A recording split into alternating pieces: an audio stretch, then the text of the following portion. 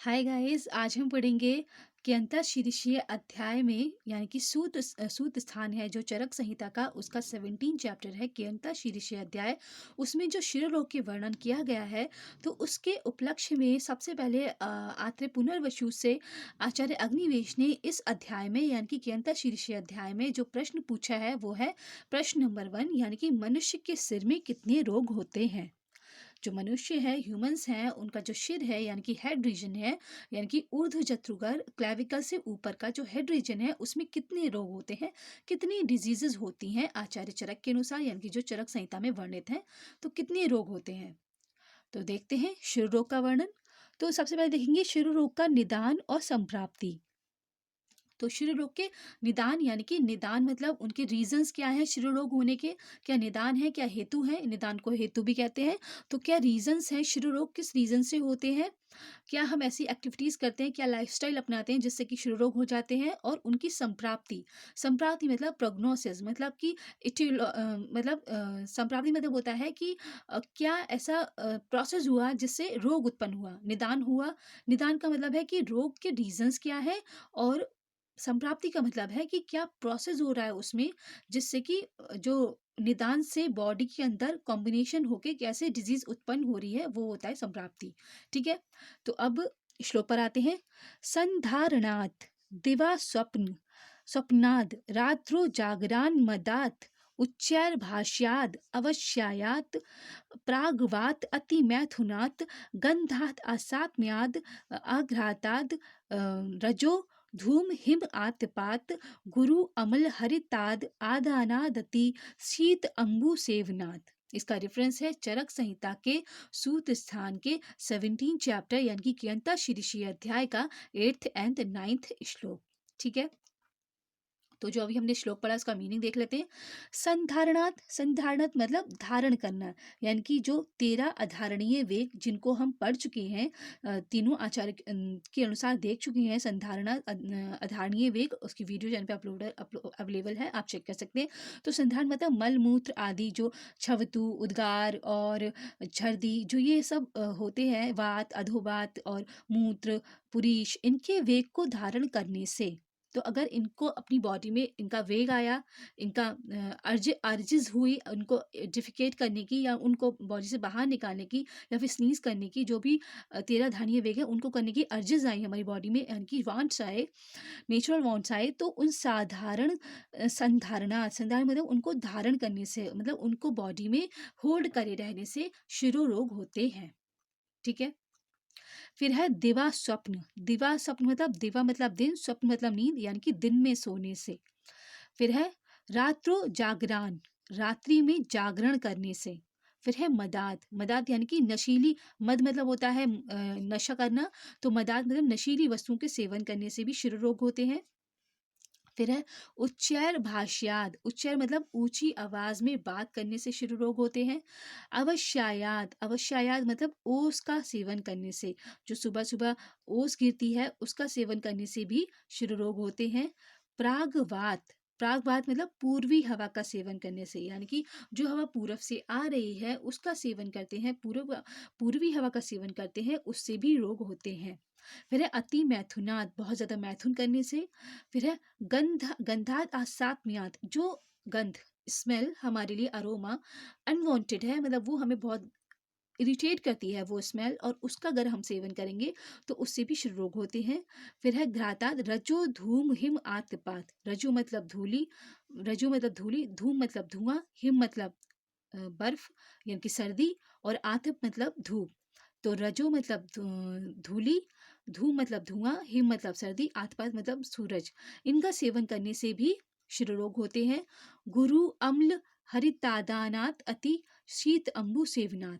गुरु मतलब बहुत ज्यादा हैवी भोजन लेने से, अम्ल मतलब बहुत ज्यादा खट्टा भोजन लेने से, और हरिता आदिनाथ हरे मसालेदार भोजन, हरे मसाला जैसे आदि मरिचा, इनका सेवन करने से। शीत अंबु सेवनाथ, शीत अंबु मतलब ठंडा पानी का सेवन करने से, पीने के लिए भी और नहाने के लिए भी। शीत अंबु, शीत मतलब ठंडा, अंबु मतलब पानी, सेवनाथ उसका सेवन करने से भी शिरो रोग होते हैं। ठीक है, तो हमने ये देख लिया, अब हम इसका एक बार मीनिंग देख लेते हैं जो कि नीचे लिखा हुआ है।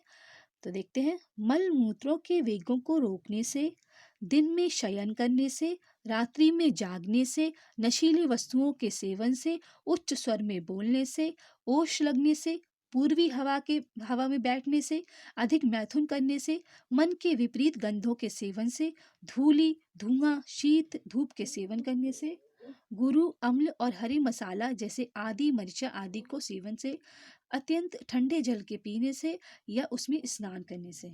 अभी ये हमने सिर्फ 8 और 9 श्लोक देखा है, और 10 श्लोक और 11 श्लोक और है शिव रोग के निदान और संप्राप्ति का, तो उसको भी देख लेते हैं। ये भी शिव रोग के निदान और संप्राप्ति का श्लोक है। इसको स्प्लिट कर दिया, 2 श्लोक पहले लिख दिए, 2 श्लोक बाद में, ताकि पढ़ाने में इजी हो जाए। तो इसलिए ये भी शिव रोग का निदान और संप्राप्ति के ही श्लोक हैं। ठीक है, तो देख लेते हैं।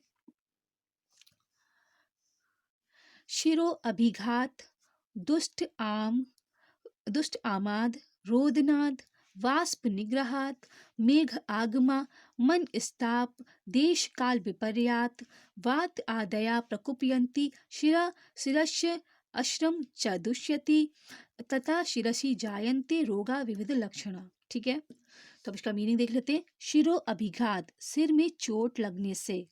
दुष्ट आमाद, आम दोष के दूषित होने से, आम दोष के अधिक दूषित होने से। रोदनाद, रोदनाद बहुत अत्यधिक रोने से। बाष्प निग्रहात, आंसुओं के वेग को रोकने से। मेघ आगमा मतलब आसमान में बादल आने से। मन स्ताप मतलब मानसिक कष्ट से, मतलब मन स्ताप मन में दुख होने से। देश काल विपर्यात, देश और काल के विपरीतता से। देश विपरीत है या फिर काल विपरीत है, उससे भी शरीर रोग होते हैं। फिर है बात आदया प्रकुपंती, इससे जो अभी रीजंस बताए, इससे पहले हमने 9-10 में भी जो 8 और 9 में भी जो रीजंस देखे थे, और अभी 10 में जो रीजंस देखे, इनके सेवन से बात आदया प्रकुपयंती शिरस्य सा दुष्यंती, बात आदि दोष कुपित हो जाते हैं, यानी कि बात पित्त कफ जो 3 दोष है वो कुपित हो जाते हैं। और शिरस्य चा दुष्यंती, शिर मतलब जो हेड रीजन है उसमें रक्त को दूषित कर देते हैं। अतः शिरसि जायन्ते रोगा वेद लक्षण, इससे अनेक प्रकार के लक्षणों से युक्त रोग उत्पन्न होते हैं। बहुत सारे डिफरेंट उनके सिम्टम्स होते हैं, डिफरेंट हर चीज़ से डिफरेंट सिम्टम्स आएंगे, उससे रोग उत्पन्न होते हैं।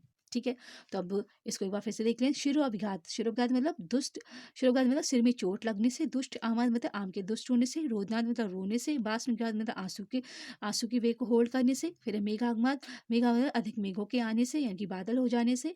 मनसा मतलब मन में कष्ट होने से। देश काल विपर्यात मतलब देश और काल के विपरीत होने से, मतलब देश हमारे अनुकूल नहीं है, काल भी हमारे अनुकूल नहीं है।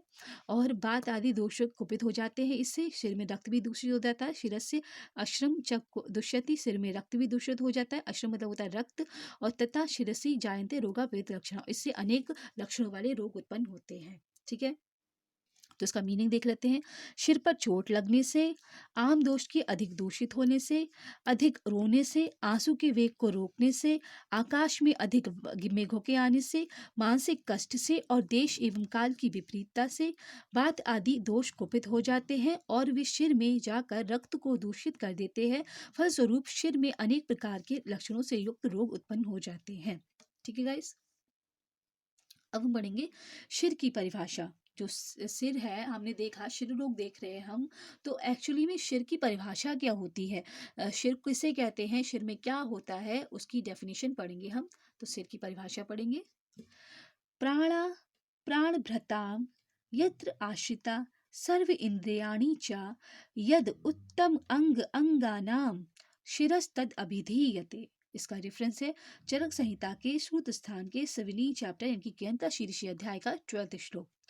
तो जिस अवयव में प्राणियों का प्राण और संपूर्ण इंद्रियां रहती हैं, प्राणा प्राणियों का, प्राण भृताम प्राण रहता है, यत्र आश्रिता सर्व इंद्रियाणि च और सारी इंद्रियां रहती हैं, यद उत्तम अंगम अंगानाम शिरस्तद अभिधीयते, और जो अंगों में उत्तम अंग है, यद उत्तम अंगानाम, उत्तम अंगानाम सारे अंगों में उत्तम अंग है, उसे शिर कहा जाता है। शिरस्तद अभिधीयते। ठीक है, तो प्राणभृताम प्राणियों का प्राण जिसमें आश्रित रहता है, सर्व इंद्रियां आश्रित रहती है, सारी इंद्रियां आश्रित रहती है, और उत्तम अंग है सारे अंगों में, उसे शिर कहते हैं। 3 टॉप पॉइंट्स हैं।